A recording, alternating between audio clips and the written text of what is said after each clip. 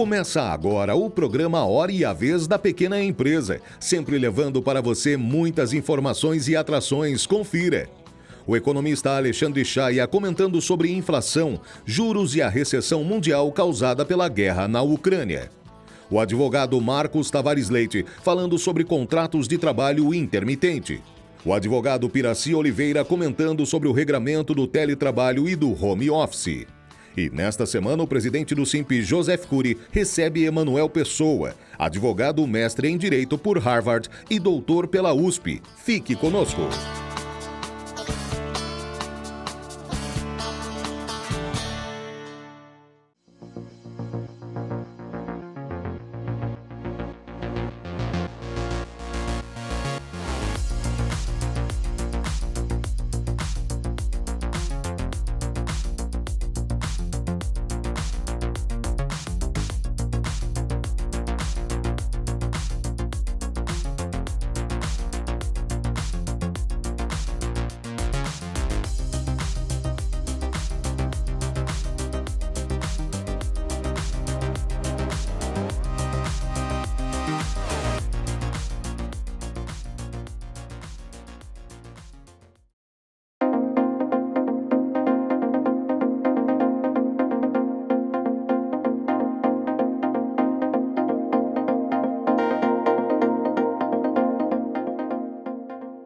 Olá, no programa de hoje falaremos um pouco sobre teletrabalho, home office. Muito bem, esse instituto começa na legislação brasileira com a reforma trabalhista, quando se altera ali o artigo 6º da CLT, permitindo então, pela primeira vez, a contratação de trabalho distante do local físico da sociedade. Isso começa em 2017, os termos começam a se modernizar, fruto já de uma tendência mundial que existia, de se poder exercer algumas atividades à distância. Bem, sabemos que na pandemia isso é incrementado num nível levado à enésima potência, há uma medida provisória que trata da questão e há recentes poucas semanas é editada então a Lei 14.442 de 2022, estabelecendo o regramento que temos até hoje vigente, Então, basicamente, o que nós temos hoje é o regramento do teletrabalho, que muda o famoso artigo 62 da CLT, que é aquele que autoriza a contratação de certas atividades sem o pagamento de horas extras. Até então era destinado basicamente ao caixeiro viajante, dos tempos antigos, e aos gerentes, que não tinham controle de jornada. A partir de agora há também o teletrabalho. Mas o que chama atenção na nova legislação é que o teletrabalho atual, que não tem direito à hora extra, é aquele contratado expressamente para a realização de tarefa ou produção, e não simplesmente do trabalho à distância. Então, a contratação de alguém para exercer certas tarefas ou uma produção, é algo muito similar, não tem hora extra. O que significa dizer? Por hipótese, se você contrata um tradutor e você diz para ele, olha, eu vou te passar então 10 laudas por dia para você fazer a tradução e a revisão, e você me entrega essa produção ou essa tarefa, qualquer hora que ele vá trabalhar, a jornada é ele que estabelece, ele regra a forma de atuação. Para esse tipo de contratação, não tem direito a hora extra, artigo 62, teletrabalho, ponto.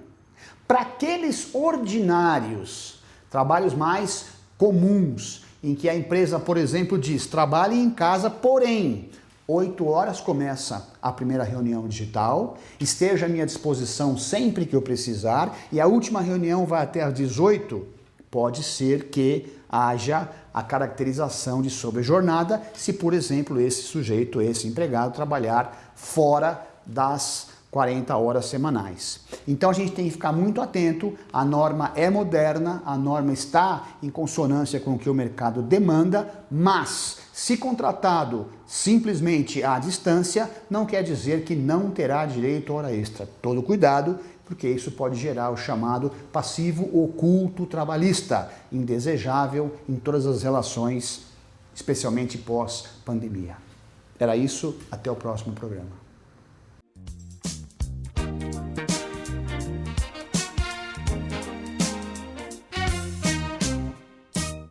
Apesar das notícias positivas de agosto, com inflação menor e PIB maior do que o esperado pelo mercado, a tendência para o final desse ano e para o ano de 2023 não é boa para o mercado brasileiro. Isso ocorre por dois fatores, tanto fatores internos quanto fatores externos. Do ponto de vista do fator externo, a grande preocupação do mundo hoje é o crescimento dos países desenvolvidos.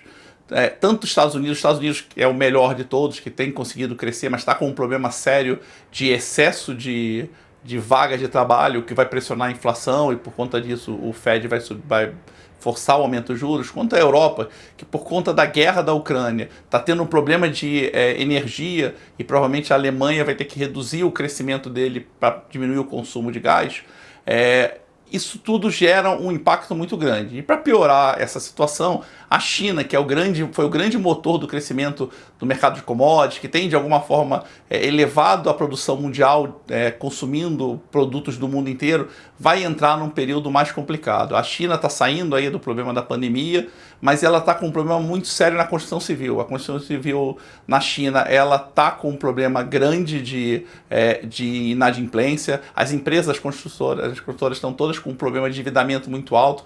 Tem muita dívida escondida no balanço dos bancos e o governo chinês vai ter que injetar mais de $500 bilhão para poder fazer a economia tentar voltar a crescer. Esse impacto de redução do consumo chinês, mais a redução da produção europeia, vai impactar fortemente o Brasil.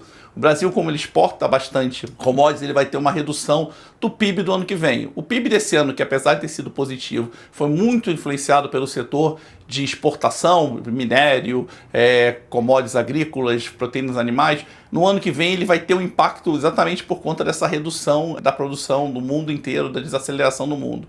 E para piorar a situação, o Brasil, que apesar de estar tendo uma inflação menor, ela está concentrada nos núcleos de energia, os outros fatores, alimentos, despesas pessoais, todos ainda continuam pressionando a inflação, fez com que o presidente do Banco Central brasileiro falasse que ele está bastante preocupado como vai ser a nova política econômica do próximo governo.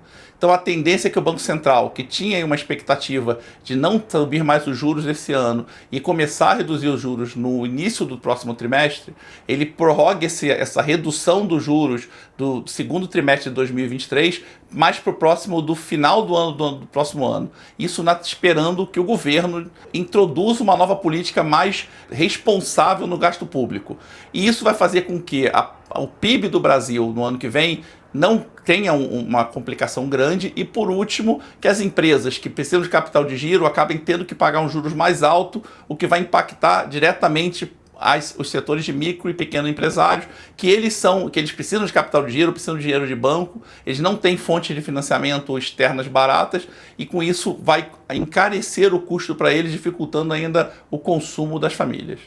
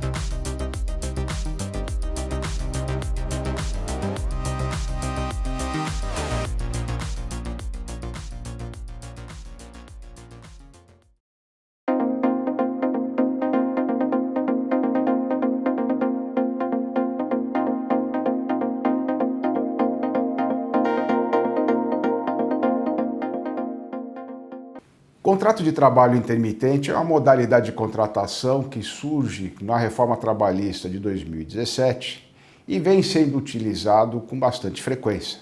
São milhares de trabalhadores que já utilizam essa modalidade. É um contrato de trabalho onde há uma relação de emprego em que o trabalhador ele é chamado para cobrir situações, prestar serviço em situações esporádicas e muitas vezes imprevisíveis. O que tem acontecido é que os tribunais do trabalho têm aferido que tenham ocorrido algumas fraudes em relação a essa modalidade de contratação, pois as empresas tentam diminuir os seus custos e acabam desvirtuando a finalidade do contrato de trabalho intermitente. Ou seja, acaba com essa questão da previsibilidade e acaba utilizando essa modalidade de contratação também para contratos ou para prestação de serviços contínuos, onde o trabalhador fica por 4, 5 meses seguidos ou até mais prestando serviço, ou seja, de forma contínua e de forma previsível.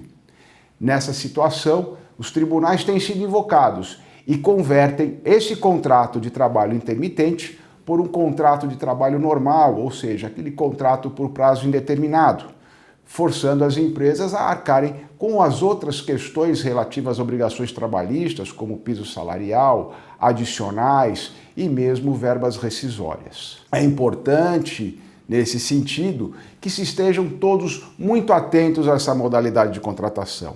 As empresas que utilizam, cientes de que ele não presta para uma contratação contínua, para um trabalho previsível e comum. O lado do trabalhador, por outro lado, também atento a esse tipo e sempre olhando para o seu direito e a possibilidade de a prestação adequada de serviços, mesmo porque no contrato de trabalho intermitente se pode prestar o serviço a mais do que um trabalhador. Ao lado disso, o Supremo Tribunal Federal já tem em julgamento 3 ações diretas de inconstitucionalidade, com 2 votos pela constitucionalidade do contrato de trabalho intermitente e um contrário. Portanto, o que nós queremos aqui é orientar o uso adequado da contratação do trabalho, essa parceria entre empregado e empregador, que devem trabalhar juntos, devem trabalhar de maneira formal, para que realmente a empresa possa se beneficiar desse trabalho e o empregado se beneficiar da segurança da sua contratação. É nesse sentido que o SIMP trabalha, gerando emprego, buscando a geração de renda num trabalho formal, de parceria entre o trabalhador e o seu empregador. Entrevista da semana. Nosso convidado de hoje é Dr. Emanuel Pessoa. Saiba no nosso programa como e o que representa ESG e governança corporativa. Como você pode ganhar muito dinheiro se seguir normas e padrões internacionais. É um prazer tê-lo conosco. Obrigado, presidente. Na verdade, para mim é um prazer dobrado. A gente teve a oportunidade de se conhecer pouco antes da pandemia. A pandemia nos separou. E hoje estamos aqui. Muito obrigado. Hoje o mundo fala de ESG. O que é ESG? Onde é que entra a governança? Como é que é esse quadro? O problema, presidente, não é que o mundo fala do ESG. O problema é que o mundo fala, às vezes, de forma confusa para a maioria das pessoas. Que é um tema que é muito importante, mas acaba passando batido para a grande maioria dos empresários, para a grande maioria das pessoas. Talvez iniciativas como essa do senhor, que trazem para o grande público uma explicação mais detalhada, mais calma, pudesse fazer com que esse termo, que se mostra tão importante nos grandes investimentos, chegasse também aos pequenos investimentos. Que ainda não chegou. Está chegando. Sim, ela vem se aproximando. Poderia Agora, chegar mais rápido. Como é que o pequeno pode participar disso? Qual a contribuição que a gente pode dar hoje? Então, voltando só para a pergunta anterior do senhor, para não ficar sem resposta, o ESG ele é uma sigla em inglês que significa meio ambiente, social e governança corporativa. Sim. É o conjunto de iniciativas que são tomadas pelas empresas na defesa da proteção do meio ambiente, da sustentabilidade, na diminuição de desigualdades sociais e do fim da discriminação e também de uma forma de gestão que permite que os interesses da empresa e dos seus gestores estejam bem alinhados. E como é que isso vai chegar no pequeno, presidente? Quando o pequeno ele tem consciência de que o ESG permite a ele 3 coisas muito claras. Sim. A primeira delas é que ele vai conseguir vender produtos e serviços com maior valor agregado, mais caro, para a gente colocar da maneira muito mais direta. Objetivamente. Objetivamente. Basta você ver, por exemplo, quando você chega no supermercado, qualquer supermercado, hoje chega lá e tem ovos criados livres de gaiola. Eles custam 30% a 50% mais caro. Sim. São mais caros que os ovos brancos convencionais. Sim. Por quê? Porque a ideia é de que são ovos criados de uma maneira diferente, com uma pegada mais ambiental, com menos crueldade no trato animal. O frango, por exemplo, já que a gente está falando de ovos, a gente tem uma marca, até aqui de São Paulo, que ela vende frangos orgânicos nos supermercados e custa aí entre 50% e 70% mais caro do que o frango do açougue. Sim. Mas vende absurdamente bem. Por quê? Porque são frangos que eles dizem claramente que não receberam hormônios. Então eles conseguem vender o quilo mais caro. Então é um acesso ao mercado. Empresas que, por exemplo, se posicionam em questões sociais, experimentam claramente essa segunda vantagem que a gente passa agora, que é a vantagem de ter um mercado consumidor mais cativo, ter fãs. Veja assim, presidente, hoje a gente tem São nichos que vão se abrindo para se tornar uma cultura generalizada. É que assim, presidente, é muito caro às vezes fazer publicidade no mundo em que todas as empresas já fazem publicidade. Claro. No mundo em que poucas faziam publicidade, é barato. Só que à medida que mais e mais empresas, por exemplo, acessam publicidade em Instagram, acessam publicidade em Facebook ou TikTok, o preço da aquisição dos clientes, o chamado CAC, custo de aquisição do cliente, ele sobe. Então qual a melhor maneira de uma empresa ter clientes? Quando ela tem fãs. Esses fãs, eles acabam, eles mesmos, fazendo a publicidade da empresa. É como banda. Se o senhor for ver, os fãs de uma banda são as pessoas que fazem a melhor publicidade daquela banda. Por quê? Porque eles divulgam. É verdade. Então, quando a empresa se posiciona em questões sociais, quando ela se posiciona nesse tipo de questão, ela vai encontrar um nicho de fãs que vão fazer a divulgação daquela empresa de uma maneira melhor, mais intensa e mais forte do que ela teria condições de fazer pagando uma publicidade. E só para matar, né, claro. O terceiro ponto, só para as 3 vantagens, é que ela também vai acessar condições especiais de captar investimentos ou financiamentos que não são acessíveis a empresas que não adotam essas práticas. Seja porque os principais fundos de investimento do mundo hoje estão orientados nesse sentido, seja porque você facilita para os investidores entenderem que aquela empresa é um bom negócio. Quando se fala em fazer tudo isso chegar à pequena empresa, à microempresa, nós estamos necessariamente abordando um tema cultural, uma mudança de filosofia necessária para poder ter uma gestão corporativa, etc. Explica para a gente que mudança e como. Presidente, a vantagem de estar aqui tratando com o Simp é que o senhor tem uma visão, né, sobre a questão da pequena e média empresa, que às vezes passa despercebido pelas pessoas que normalmente formulam estudos, teorias a respeito disso. E muitas vezes, quando a gente ouve falar nisso, parece um tema muito distante, porque parece que são temas de grandes empresas e, quando muito, de médias empresas. Mas é o contrário. Essas pequenas empresas são as que têm mais capacidade de adotar essas práticas de uma maneira mais rápida. Por quê? Porque, por serem pequenas, o navio é pequeno. E virar a direção de navio pequeno, de barquinho, é mais fácil do que virar a direção de navio gigante. E aí essas pequenas empresas, quando elas adotam essas práticas, elas conseguem se diferenciar em um mercado e conseguem efetivamente ali, presidente, puxar um nicho para elas. Ou elas conseguem captar investimento com investidores que estão procurando economia real, empresas para colocar dinheiro, mas às vezes eles não se apaixonam por alguma ideia. Então, quando eles conseguem isso, as pequenas empresas, quando elas conseguem demonstrar isso, elas entram em uma rota que não é trilhada ainda por muitas empresas pequenas e médias. E isso permite a elas um crescimento exponencial. Agora, a mudança cultural necessária para poder se falar em gestão corporativa. Qual é o turning point? Qual é a mudança filosófica para que a empresa possa ter chance nesse jogo de ter investidores, de crescer, de não depender das metodologias normais? Qual é na sua avaliação? Na governança corporativa, presidente, ela é o conjunto de regras que uma empresa cria para resolver um problema que muitas vezes em empresas familiares é bem mais complexo de resolver. Esse problema, a literatura econômica chama de conflito de agência. O que é?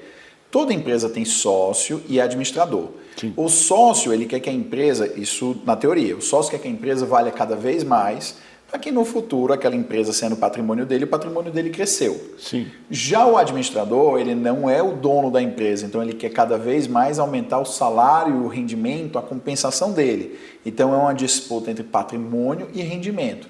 Essa questão ela fica um pouco nebulosa em empresa familiar, que o sócio é o próprio gestor. Só que se ele conseguir separar na cabeça dele esses papéis, ele consegue ver que muitas vezes aumentar o valor de mercado da empresa dele para vender depois dá a ele muito mais dinheiro do que ele conseguiria juntar em rendimento por vários e vários anos a fio. Então, como é que é o ponto da virada? O ponto da virada, quando o pequeno e médio empresário, principalmente ainda, infelizmente, o médio, quando ele entende claramente que ele tem muito mais a ganhar aumentando o valor de mercado da empresa dele do que aumentando o rendimento que ele tira mensalmente. Parece até difícil falar isso porque boa parte das nossas pequenas empresas são empresas familiares em que está lá os parentes ou o casal ou o que for, estão ali lutando pela sua subsistência. Só que quando a empresa está crescendo, se eles conseguirem prolongar por mais tempo aquela situação do cinto apertado, do padrão de vida baixo, daquela coisa mesmo do empreendedor brasileiro, que ele realmente aguenta as adversidades, a gente sabe que o empreendedor brasileiro é um herói, né? Se ele consegue aguentar por mais tempo, presidente, e ele consegue investir no crescimento da empresa dele, se ele consegue fazer essa separação, se ele consegue mostrar isso para investidores, ele consegue atrair pessoas interessadas e ver, poxa, esse é um negócio promissor, está crescendo, e se eu aportar o meu dinheiro ali, aquele dinheiro não vai virar uma viagem do casal, aquele dinheiro não vai pagar as dívidas do sócio, aquele dinheiro não vai pagar coisas de irmãos que são sócios, estão ali se resolvendo. Não, aquele dinheiro vai ser investido em crescimento. Então pode ser uma oportunidade de eu fazer um investimento, um aporte em uma empresa que vai crescer. Ou seja, formas onde todos ganham com uma mudança de orientação, com uma mudança filosófica, empresarial. Principalmente entender que o jogo é mais de longo prazo. Por exemplo, quando eu cheguei aqui, presidente, me falaram de uma fábrica pequenininha de massas daqui do bairro do Limão. Eu até já procurei aqui na rede social, já vou fazer a compra, achei bem interessante. E me falaram da imensa qualidade do produto. Então, o senhor imagina aqui o meu caso, imagina que eu seja uma pessoa que tivesse um dinheirinho, que eu quisesse investir em alguma coisa de economia real. Eu vou lá, descubro, vejo se é bem administrado, se não é, se está bem separada a questão do dinheiro que eles tiram como gestores e do papel deles como sócios. Se for, eu posso chegar e dizer, olha, eu tenho um capitalzinho aqui, vamos comprar máquinas juntos, vamos expandir a operação, eu quero tantos por cento, vamos ajudar a conquistar um mercado aqui e ali. Porque as pessoas às vezes param para pensar, presidente, que o investidor é só aquele sujeito que está aqui em São Paulo, na Faria Lima, na Torre de Vidro. Não é. Às vezes o investidor é um parente, às vezes o investidor é um amigo, às vezes o investidor é alguém que conhece o teu produto, que frequenta a tua loja, que come no teu estabelecimento, e ele, vendo a qualidade do que você faz, ele poderia aportar o dinheiro se ele se sentisse seguro. Ou seja, o ponto de corte filosófico real é a separação do rendimento sócio do rendimento administrador. A hora que ele entende que essa divisão tem que ficar clara para ele poder ter sócios, investidores e ter a oportunidade de crescer com o horizonte futuro de uma valorização, é isso. É isso. É a ideia de, em vez de aumentar o meu rendimento, aumentar o meu patrimônio. Quando tem essa mudança, mas a grande dificuldade do Brasil, o senhor sabe, que várias das empresas acabam se vindo para a subsistência da família que gravita ao redor dela. Se você consegue superar, se a sua empresa consegue superar esse desafio e você consegue ter essa mudança de mentalidade, você está sim caminhando aí para você ter uma boa governança e você fazer uma captação de investidores das mais variadas maneiras. Agora, a grande pergunta é como que o pequeno ou médio investidor acessa esse conhecimento acumulado? Porque dizer, eu vou ao fundo, eles vão começar a conversar com quem fatura acima, normalmente, de 50 milhões de reais ano. Não, o fundo é muito mais em geral, presidente. Isso. Agora, o seu expertise está disponível para quem quiser acessar? Claro, presidente. Inclusive a gente estava até conversando isso, né, antes, presidente? O meu foco principal são as empresas médias, mas isso funciona também para as empresas pequenas. Porque no final do dia, presidente, para as empresas grandes, essa é uma história já conhecida. As empresas grandes que ainda não fazem isso, elas realmente são bem mal geridas. Já as empresas médias, elas não fazem isso muitas vezes por uma falta de informação, já que elas, normalmente, ainda não têm o mesmo nível de acesso a profissionais que as grandes empresas. E para piorar, o Brasil não tem tantos profissionais tão bem qualificados em ESG, como você encontra, por exemplo, nos Estados Unidos, onde é muito comum que empresas pequenas acessem mercado de capitais, que elas acessem investidores institucionais, que as ajudam a se tornarem empresas grandes. Então, no Brasil, infelizmente, muitas vezes, o que sobra para a empresa pequena é o juro escorchante do banco que ele conhece, ou cheque especial, ou coisa do tipo. Até para não criarmos falsas expectativas, é importante deixar claro que neste semestre, que aí está o acesso ao dinheiro, a crédito de uma forma geral ou investimentos, está extremamente difícil. É verdade. Isso é real na verdade. sua avaliação? É verdade, presidente. O senhor estava até conversando comigo aqui antes. Esse momento eu percebo claramente pelos meus clientes que a capacidade de captar investidores, não de pedir dinheiro emprestado. Pedir dinheiro emprestado sempre vai ter disponível se você estiver disposto a pagar a taxa. Mas a captação, do ponto de vista mais de investidores, ela caiu muito de uns 2 meses para cá, mais ou menos, e eu acredito que vai continuar indo um pouco ruim até o começo do ano que vem, como o senhor bem colocou, dependendo da eleição, talvez um pouco mais. Doutor Emanuel Pessoa, nós queremos agradecer muito a sua participação, a transmissão do conhecimento acumulado e a você que esteve conosco. Nosso mais profundo agradecimento, com a certeza que estaremos juntos na semana que vem. Até lá.